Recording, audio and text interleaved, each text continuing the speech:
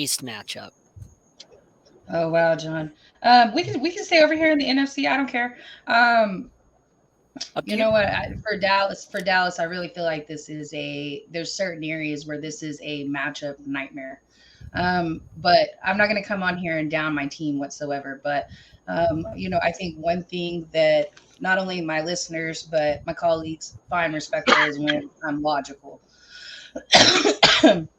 I do believe that that run game is going to be an issue. That's where we've had our holes is our run defense, and we know that their run game is incredible over there in San Francisco. But I will say this: I believe in Dan Quinn. I believe in Dan Quinn as a defensive coordinator, and I believe that he came in. He came into the building and he set the tone when he cut Jalen Smith, our highest paid linebacker, supposedly our best linebacker at the time, and he set that tone. You're going to produce or you will be cut. It doesn't matter how much we pay you.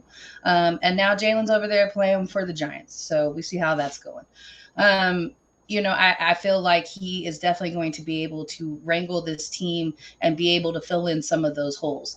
It is going to it's going to be a problem that we lost Jason Kersey. Like that was a tough blow for us. That's somebody that not only when he's on the field, he makes an impact, but emotionally, who he is, like he is one of those leaders over there on the defense. So hopefully he will still be in the building on the sidelines. We need to see something out of Dak that I didn't really like what I saw out of Dak whenever we had issues with our kicker. He wasn't talking directly to our kicker, but he was going off in a way that everybody on the sidelines knew who he was talking about. When you're a leader, you uplift. You don't put them down. And especially in a moment like your kicker like that, that's somebody that their game is completely mental. And so there you are, you as the leader are getting in their head and telling them that they're not able to get past this. Like, was that kicker having those same reactions whenever Dak was throwing interceptions? And so this is something that I feel like he's going to have to make amends for with his team. Like they need to see much better leadership out of him than that. For us to go in here and beat San Francisco, everybody's talking about Daniel Jones has got to have the game of his life. Dakota Prescott got to have the game of his life going into this game. He literally cannot make mistakes when it comes to interceptions. That cannot happen with that San Francisco defense. I do believe we have the ability to win this game, but it's going to be incredibly close. Like maybe 3-point differential right there. Like the kicker could save the game, and because I highly doubt that he comes in and misses a fifth point like that. So I'm going to say 24-21. James? Yeah, good game by Dak on the other night against Tampa Bay. Tampa Bay was atrocious. Tampa Bay was the worst team in the playoffs. The San Francisco team is a completely different animal. They got the best defense in the league. And I just think that Dak Prescott cannot be trusted to be consistent. Nothing that he has done this season has shown that he can have back-to-back good games in a row. He's had a couple good games this season, but he usually follows it up with a subpar performance. And I think going on the road in San Francisco is going to be very tough. So if he makes the mistakes, like Megan was saying, the Cowboys are going to get behind, and then they're going to be playing catch-up, and it's just going to be too late. So I think the 49ers win by 10, 27-17. Eric? This game is I will be 100% transparent with y'all. I'm worried about this game because Dallas did something that they've never done before, and that's beat Tom Brady in the postseason. Or I think it's 7. I don't know what it's now, 7-1. I just know that. I'm not sure if it's ever or just the postseason, but regardless, it would have to be ever. Listen, we talked about Brian Daboll and coaching. We talked about Doug Peterson and coaching. I'm going to talk about DeMeco Ryans, a guy who is is being interviewed for a head coaching job. Man, that defense, led by the guy who I feel should be the defensive player of the year in Nick Bosa. We're really going to see which team stands up. We always say styles make fights. This is going to be, in my opinion, a matchup because the history between the two teams, San Francisco and Dallas. Y'all already know how I feel, so you don't even got to ask me the question. I've made my case numerous times. However, I will say to you, if Dallas is successful in not necessarily upsetting, but playing the quote unquote perfect game that they have to play in order to beat this team,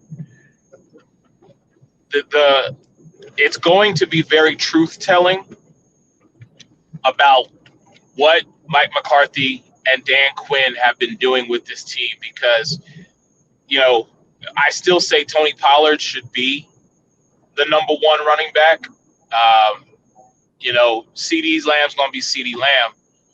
But that defense is what, for me, is going to be what I need to see more of. I need to see the DeMarcus Lawrence, Micah Parsons, Trayvon Diggs.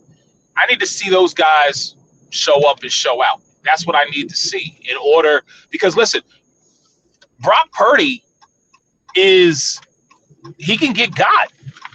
It's just the defenses that he has faced. I will say this as it pains me to say, the defenses that Brock Purdy has went up against are not near what Dallas's defense has been this season. So, you talk about the four horsemen, if you will. To me, that's what I need to see. On offense, clearly it is in the hands of one man. And on defense, it needs to be DeMarcus Lawrence, Micah Parsons, Trayvon Diggs. But Dak needs to be the Dak Prescott that Megan, Mike, Ruth, and others know and want him to be. I'm still saying San Fran finds a way to get this done. I think this game is going to be, much like what Megan said, a 3-point game. But I anticipate this being a high-scoring game. I'm saying it's going to be 31-28. Yeah, so all time in the postseason, Dallas leads 5-3 between these two. And then they lead when it's in San Fran 3-2, the series. I think I don't think it's an upset if the Cowboys win, actually. I actually think Dallas is the better team physically. I think almost every way they're a better team, but mentally, that's the problem with Dallas. Every year it's mental. It's not that they don't have the talent, because they always have the talent, especially last year. They had the talent, but mentally, like the mental mistakes, what Dak did in the final play, like you can't do that. That's always been the problem with this team.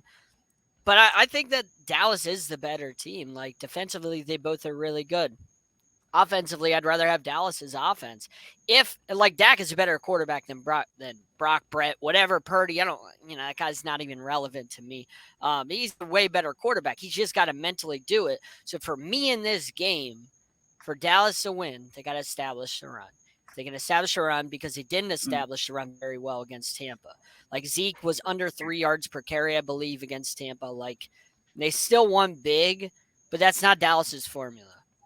Their formula, and they don't like to go with their formula because for whatever reason, Kellen Moore likes to throw the ball over the field, but their formula is running the ball and then setting that up for their play action. And Dak hitting the home run ball with CD. You know why that's not their formula? You know why that's not their formula? Because Mike McCarthy doesn't know how to run the dang ball.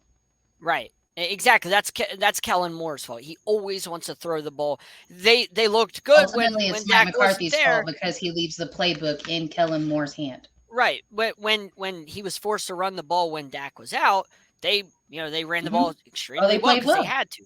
But anyway, they have to run the ball in this. I think Dallas wins by 10 because I think that defensive line gets after Purdy and ultimately shows everybody why he's a 7th round pick, why he was the last pick in the draft. And it's nothing against him. But I think ultimately that defensive line of Dallas and Dan Quinn show up enough to scare Brock Purdy. Because we saw at the end of the first half in that Seahawks game, if you can get him off his perch and make him move and throw on the run, he's a little bit different whenever things start breaking down. He's not quite the same guy that you see in a clean pocket. And I think Dallas and Micah Parsons know how to do that to people. And I think ultimately that he makes some turnovers that he hasn't been making.